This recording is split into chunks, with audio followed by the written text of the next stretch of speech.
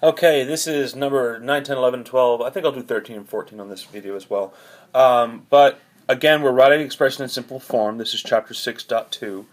And we're going to use all the rules that we learned on the last page, problems 1 through 8, to start combining things and reducing these. So they're the same rules, they just get a little crazier. So 384, let's just see 384 to the 7th. Yeah, 384 to the 1/7. Alright, so 384 to the 7th power. The way you would do this is, remember when we did stuff like, let's say, 32 squared, the square root of 32, and we said, oh, well, that's 16 times 2, and the square root of 16 is 4, so it's 4 in the square root of 2. We're going to do the same thing, but with the 7th power. And you just got to try a few things. So like 2 to the 7th power. It's not 64. That's maybe it's 64. 2. That's the 6th. It's 128. So 384 divided by 128 is 3. Good. So 2 to the 7th power is 128. And I just tried 2. If that didn't work, I'd try 3 to the 7th, 4 to the 7th, because odds are it's not going to get very big. So the 7th power is 128 times 3. All right. The 7th root of 128 is 2. We pull out the 128, it becomes 2. And we're left with the 7th root of 3. That is the part that does not reduce. Okay. That is how you reduce a higher level radical.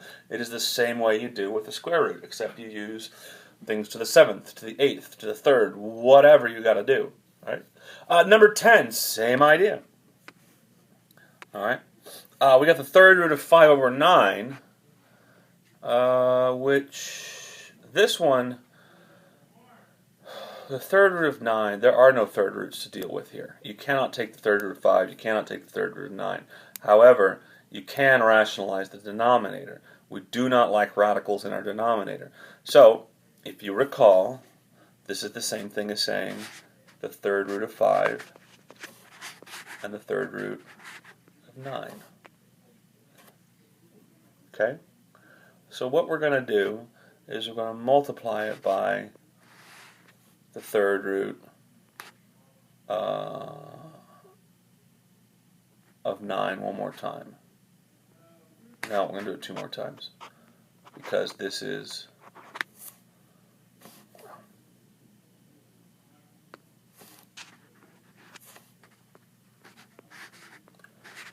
because it takes 3 of them for it to go away. Okay? And the reason being is because 9 times 9 times 9, the 3rd root of 9 times 9 times 9 is 9.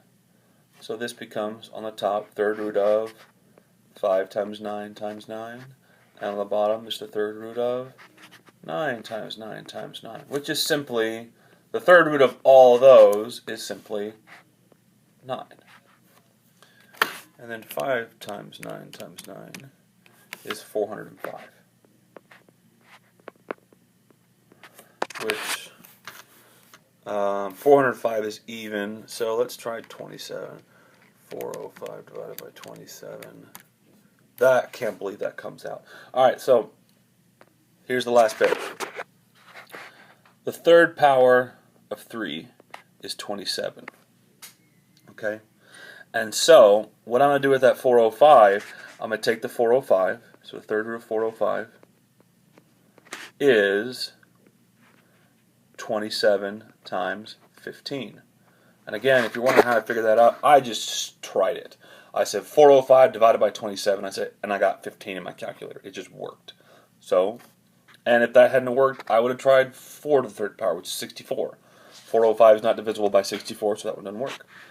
Anyways, the 3rd root of 27 is 3, and we're left with the 15. So that gives us 2, 3 on the 3rd root of 15, not square root, 3rd root, divided by 9, which that reduces one more time. 3 over 9 is 1 over 3. So that's the 3rd root of 15 over 3. which that may not seem easier to deal with, but the reason this one is considered simplified and easier to deal with is because of the denominator. This one has a radical in the denominator. This one does not. And whenever you get into higher order maths and you're dealing with radicals and things like that, it is always easier to deal with a fraction that is not a radical in the denominator. It just always is. Alright? So that's 9 and 10. And I'm going to stop there. I'm going to do these in pieces.